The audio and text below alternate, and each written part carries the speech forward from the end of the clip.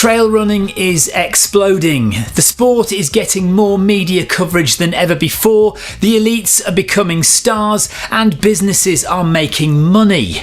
But with that comes the darker side of sport. I was 18 years old when Ben Johnson won gold at the Seoul Olympics in 1988 at the 100 metres in a world record time. It was absolutely huge. But if you're as old as me, you remember what happened next. At the time, the biggest doping scandal in sporting history, as Ben was stripped of his title. 24 years later, having won the Tour de France 7 times, Lance Armstrong is given a lifetime ban following the discovery of systematic EPO doping. Again, absolutely huge. Back then, trail and ultra running was nowhere near as popular a sport as it is now. Trail runners were this odd collection of misfit, bearded runners wandering aimlessly through the desert. Fast forward to 2025 and UTMB is the largest trail and ultra running community in the world, with the UTMB World Series broadcast live on French television and around the world online to thousands of viewers. Trail running has arrived and it's only getting bigger. Unfortunately, this growth has brought with it the same problems that have plagued cycling and athletics for many years. Doping. I was at the finish line of OCC, a 55-kilometre race through the French and Swiss Alps, when Joyline Chepgneno became the first Kenyan winner of a UTMB race. What does this mean for Kenyan trail running? It meant that the young athletes that it is impossible to do the race, and also I want to kind words to the team. We always say it takes the next to accomplish this performance. It felt like a watershed moment for Kenyan trail running, history being made in real time. But days later, it all unravelled.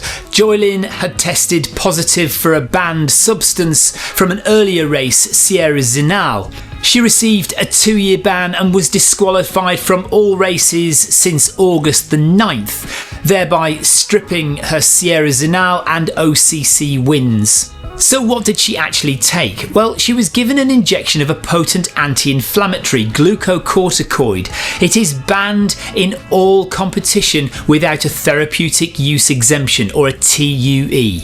Evidence suggests short-term systematic glucocorticoids can improve endurance and maximal performance, and the drug has a long, controversial history in pro cycling as a way to cut weight without too much power loss while blunting pain and fatigue. Reasons enough for a strict in-competition ban. By the way, if you're finding this video interesting, useful or entertaining, please do watch all the way to the end just to make the YouTube gods and me very happy indeed. Shortly after Joylin received the ban, she released a statement accepting responsibility. She claimed she'd gone to a pharmacy without telling her coach to get some pain relief for an ongoing knee injury. She was told that the injection wouldn't constitute doping, so she accepted it, saying effectively running is her only way to feed her 2 children and her widowed mother. Now, we could all take that at face value. Joylin accepts responsibility for her mistake, takes her 2-year ban, and we all move on. Unfortunately, these things are rarely that simple, and a little further reading suggests that the truth behind Joylin's statement is a little more sinister. See, Joylin was part of the first professional trail running team in Kenya. Milimani Runners was founded by coach Joylin in 2022 with facilities and financial backing from On. A Swiss runner, Julian moved to Kenya in 2010 and has lived in Iten, the home of Kenyan running, for 7 years. In March this year, Milimani Runners announced a new partnership deal with Salomon. The problem is, this isn't the first time that a runner from his team has tested positive. Soon after the team was formed, Mark Kangogo tested positive after winning Sierra Zinal 2022. Funny thing is, Mark's excuse was that he got the injection from a friend and didn't tell his coach, and his friend convinced him that the injection wouldn't constitute doping. Sounds like a familiar story. So following Joylin's positive test, the Sierra Zinal race organisers suspended Joylin and banned all athletes competing under the Milimani Runners name. This clearly suggests organisers think responsibility for this extends beyond the athlete.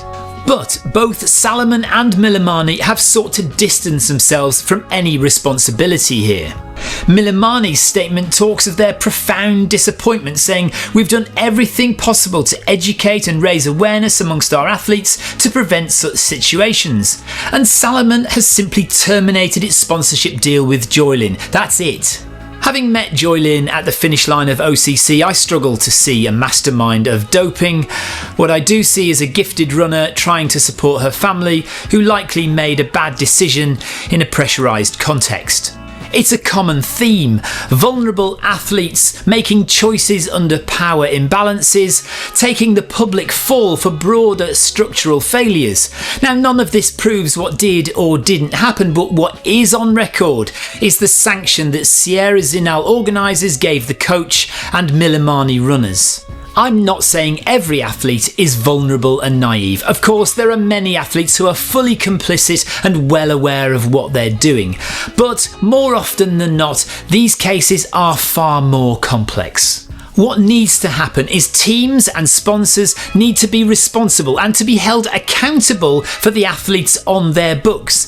They need to be budgeting for independent doctors, for TUE support, and to provide hotlines for athletes to call before a needle goes anywhere near them. The Sierra Zinal organisers' approach pushes beyond athlete-only blame, signalling a wider responsibility, particularly towards those more vulnerable athletes where perhaps English isn't a first language, or reading complex medical PDFs is challenging, or where poverty may influence decision-making. I feel for Joylin, particularly because it was such an amazing thing to witness at OCC this year, the first ever Kenyan winner of a UTMB race. Let's just hope that trail and ultra running doesn't get tarnished in the same way that cycling and athletics have been in the past. Let's hope our wonderful sport continues to grow in a positive way, including welcoming emerging athletes from Africa and the Far East. Interestingly, following Joylin's disqualification from OCC, Miao Yao from China was bumped up to first place in that race. Thank you so much for watching. If you've not yet seen my vlog where Sarah from the running channel and I spent 24 hours on a bus going round Mont Blanc, then click that link right there. If you've not subscribed already, please do that, and I will see you guys on the start line next time.